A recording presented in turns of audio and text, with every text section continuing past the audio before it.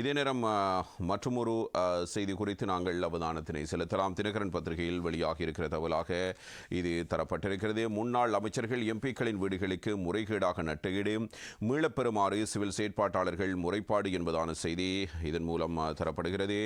காலிமுகத்திரல் போராட்டத்தின் போது தீக்கிரையாக்கப்பட்ட அமைச்சர்கள் மற்றும் பாராளுமன்ற உறுப்பினர்களின் வீடுகளுக்கு நட்டஈடு வழங்கப்பட்டமை தொடர்பில் விசாரணைகளை முன்னெடுக்குமாறு கோரப்பட்டிருக்கிறது. எந்த ஒரு முறைமையும் பின்பற்றாமல் இந்த நட்டஈடு வழங்கப்பட்டுள்ளதை சுட்டிக்காட்டி உள்ள சிவில் செயற்பாட்டாளர்கள் சிலர் நேற்று லஞ்ச ஊழல் ஆணைக்குழுவில் முறைப்பாடு செய்திருக்கிறார்கள். சிவில் செயற்பாட்டாளர்கள் சிலர் இது தொடர்பான நடவடிக்கைகளை இவ்வாறு எடுத்திருக்கிறார்கள் என்பதாக இந்த செய்தி தரப்படுகிறது. சிவில் செயற்பாட்டாளர்களில் ஒருவரான மெதவத்த உள்ளிட்ட சிலரை இவ்வாறு மேற்படி ஆணைக்குழுவில் முறைப்பாட்டை முன்வைத்திருக்கிறார்கள். திரைசேரியில் விடுவிக்கப்பட்டுள்ள மேற்படி கோடிக்கணக்கான நட்ட நிதி நாட்டு மக்களின் நிதி என்பதனையும் பொதுச்சொத்து என்பதனையும் முறைப்பாட்டாளர்கள் சுட்டிக்காட்டுகிறார்கள். இதனால் இவ்வாறு முறையின்றி வழங்கப்பட்ட நஷ்டஈடுகளை மீளப்பெறுமாறு ஆணைக்குழுவிடம் கோரியிருக்கிறார்கள். முன்னாள் அமைச்சர்களுக்கு கோடிக்கணக்கான அல்லது மில்லியன் கணக்கான சொத்துக்கள் உள்ளன. நீண்ட காலமாக அரசியல் இருந்துள்ள இவர்களுக்கு அவ்வாறான சொத்துக்களை சேர்க்கும் அளவுக்கு சம்பளம் இருக்கவில்லை.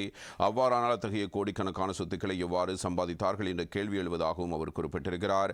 அந்த வகையில் எவ்வாறு அவர்கள் இந்த சொத்துக்களை சம்பாதித்தார்கள் என்பதையும் அவர்களுக்கான நட்டஈடு எந்த முறைமையின் கீழ் எவ்வாறு மதிப்பிடப்பட்டு வழங்கப்பட்டது என்பது தொடர்பிலும் உடனடியாக விசாரணைகள் நடத்தி சம்பந்தப்பட்டவர்களுக்கு தண்டனை பெற்றுக் கொடுக்க நடவடிக்கை எடுக்குமாறும் அவர்கள் கேட்டிருக்கிறார்கள் என்பதாக இந்த செய்தி அமைய பெற்றிருக்கிறது. இதே நேரம் மற்றொரு செய்தி குறித்து நாங்கள் அவதானத்தினை செலுத்தலாம். சிஐடியின் கீழ் புதிதாக நிறுவப்படும் மத்திய குற்றப்புலனாய்வு பணியகம் என்பதான செய்தி இவ்வாறு தரப்படுகிறது.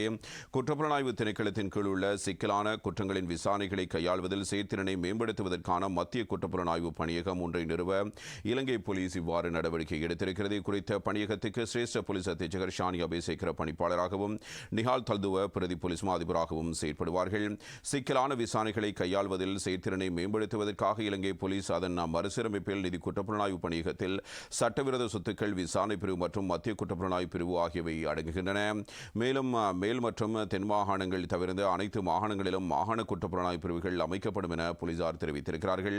குற்றவியல் மற்றும் நிதி விசாரணைகளுக்கான சிரேஷ்ட பிரதி போலீஸ் மா அதிபர் நிதி குற்றம் மற்றும் சட்டவிரோத சொத்து விசாரணைகளை மேற்பார்வையிடுவதோடு இந்த பணியகத்தின் 6 சிறப்பு பிரிவுகள் ஒழுங்கமைக்கப்பட்டு குற்றம், சைபர் கிரைம், மனித கடத்தல், கடல்சார் குற்றங்கள் மற்றும் புலனாய்வு பகுப்பாய்வு ஆகியவற்றின் கவனம் செலுத்தும் என்பதாக குறிப்பிடப்படுகிறது. மேலும் நிதி குற்றங்கள், அரசு நிதியை தவறாக பயன்படுத்துதல், அரசு சொத்துக்கள் மற்றும் கடந்த காலங்களில் நடந்த பிற மோசடி செயல்களை விரைவாக விசாரிக்கவும் இந்த மத்திய குற்றப்புலனாய்வு பணியகம் செயற்படும் என்று போலீஸ் ஊடக பேச்சாளர் சிரேஷ்ட போலீஸ் அத்தியட்சகர்